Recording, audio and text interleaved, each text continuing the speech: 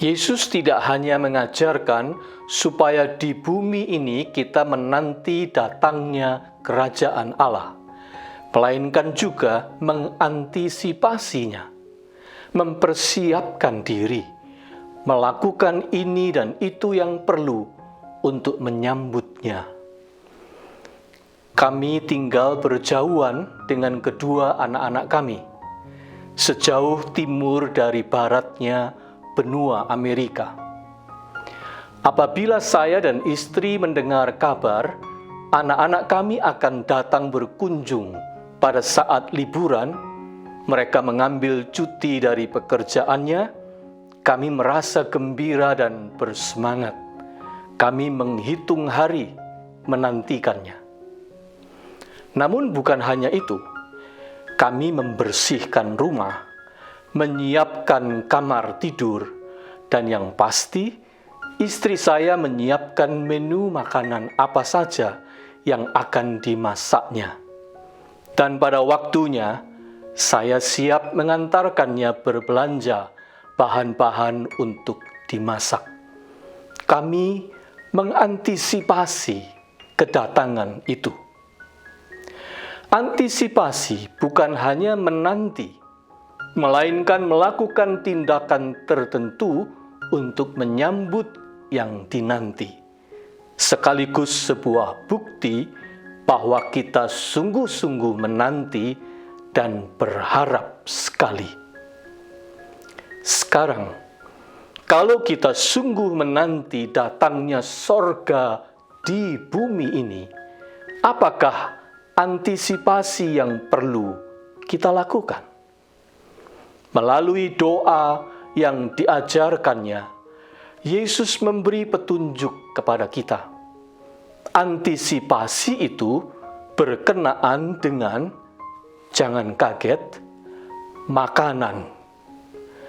Dengarlah bunyi doa yang diajarkannya.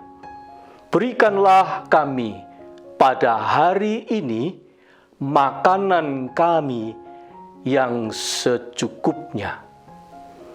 Serius? Apa hubungannya sorga yang datang dengan makanan? Saya tahu, bagi sebagian orang memang sukar untuk menerimanya. Karena tiba-tiba dari kalimat yang membubung tinggi dan sorgawi, Thy kingdom come, Thy will be done, langsung terjun bebas menyinggung soal yang duniawi sekali, makanan. Tidak heran, dalam sejarah penafsiran Matius 6 ayat 11 ini, ada yang menyarankan untuk kata roti yang dipakai dalam bahasa aslinya diterjemahkan sebagai roti perjamuan kudus saja, jangan makanan. Tetapi, bukan itu maksud Yesus. Dia memang menyebut roti itu dalam arti sebenarnya makanan, kebutuhan perut. Mengapa? Bukankah isu paling penting di bumi ini adalah yang berhubungan dengan gandum, roti, beras, nasi, jagung, atau singkatnya, upaya manusia mencari makan. Mondar-mandirnya, lalu lalangnya, berpeluhnya, dan sibuknya manusia setiap hari berkegiatan di bumi, sebagian besar adalah karena didorong upaya mencari nafkah. Sebagian terbesar dari waktu yang kita habiskan di bumi ini untuk apa? Untuk bekerja, bukan? Untuk memenuhi kebutuhan akan sesuap nasi, kata orang Indonesia, untuk bisa makan. Itu berarti tingkah ulah dan kiprah kita dalam soal yang satu ini sangat penting. Bagaimana kita mencari makan menikmati makanan dan memperlakukan makanan menentukan siapa kita. Siapa diri kita ditentukan oleh malang melintangnya kita di dunia pencarian nafkah. Mengapa bisa begitu? Pertama, dalam kegiatan makan ada pemahaman akan berkat. Sekalipun tentu saja kita harus bekerja, namun hadirnya makanan dalam hidup kita sungguh adalah sebuah berkat, blessing. Cerdas dan kerja keras saja tidak cukup. Dibutuhkan kerendahan hati untuk mengakuinya sebagai berkat yang perlu dimohonkan dari Sang Pemberi berkat, yaitu Bapa Surgawi. Bapa, berilah kami pada hari ini. Secara puitis, Mazmur mengungkapkannya dengan cara yang indah. Sia-sialah kamu bangun pagi-pagi dan duduk-duduk sampai jauh malam, dan makan roti yang diperoleh dengan susah payah, sebab ia memberikannya kepada yang dicintainya pada waktu tidur. Mazmur 127 ayat 2. Kedua, dalam kegiatan makan juga ada pemahaman akan rasa nikmat. Bukankah penting bukan hanya ada makanan, melainkan kita bisa menikmatinya. Agar bisa menikmatinya, kita harus makan secukupnya, bukan? Sesedap apapun makanan yang tersaji di depan mata, kalau kita sudah kekenyangan, tidak ada nikmatnya lagi. Selera untuk menyantapnya sudah pergi. Jangan serakah, makan secukupnya, sebab di situ ada kenikmatan. Rasa cukup membangkitkan syukur dan membuka peluang untuk berbagi berkat. Berilah makanan kami yang secukupnya, kata Yesus.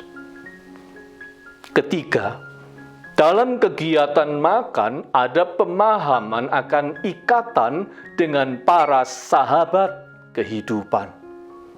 Makanan itu selalu menghubungkan kita dengan sesama, bahkan dengan alam semesta. Dalam doa ini, Yesus tidak menyebut saya atau aku, melainkan kami. Berilah kami. Makan itu hubungannya dengan kami, bukan dengan aku saja. Makan bersama itu acara penting dalam keluarga. Makan bersama juga menjadi tanda persahabatan. Makanan bisa menjadi ciri khas sebuah komunitas bangsa. Ada makanan Vietnam, makanan Belanda, makanan Meksiko, makanan Cina, makanan Indonesia, dan seterusnya. Makanan itu bagian dari budaya kita. Yesus makan bersama dengan para pemungut cukai, sehingga ia dijuluki lawan-lawannya sahabat orang berdosa. Dia juga suka makan bersama dengan para murid dan sahabat-sahabatnya. Dan jangan lupa, sorga juga dilukiskan sebagai perjamuan makan di akhir zaman. Jadi, jangan meremehkan kegiatan makan. Ini kegiatan paling duniawi membumi, sekaligus amat sorgawi. dari caranya seseorang mencari makan, menyambut berkat makanan, menikmati makanan, memperlakukan orang lain sehubungan dengan kegiatan makan. Secara tidak langsung, itu menunjukkan ia siap menyambut datangnya kerajaan sorga atau tidak. Memangnya di kerajaan sorga kita masih makan?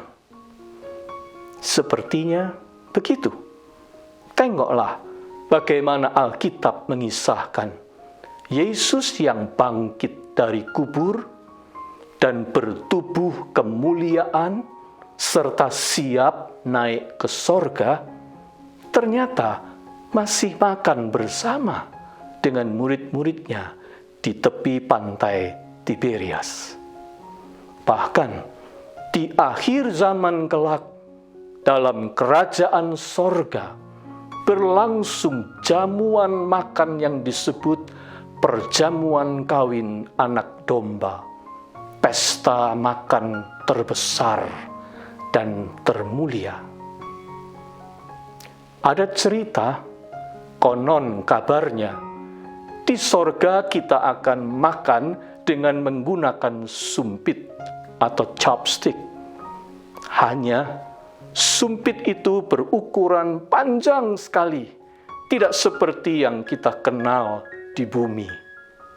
Sebab tujuannya adalah agar kita mengambil untuk disuapkan ke mulut sahabat yang makan bersama dengan kita, bukan ke mulut kita sendiri.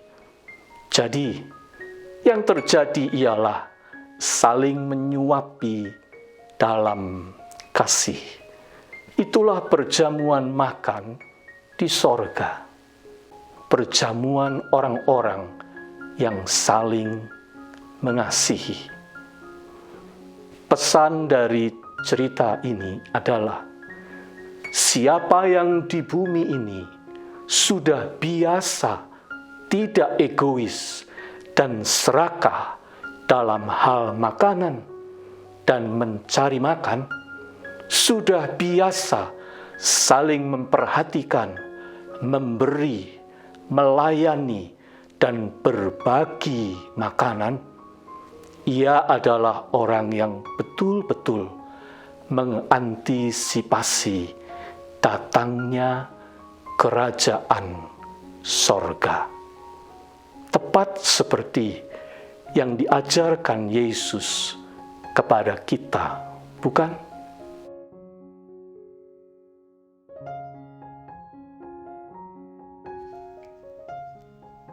Bapa, cukupkanlah kami dengan berkat-Mu pada hari ini. Pula karuniai kami kemampuan untuk menikmatinya dalam tanggung jawab kepadamu dan dalam kebersamaan dengan orang-orang yang kami cintai. Amin.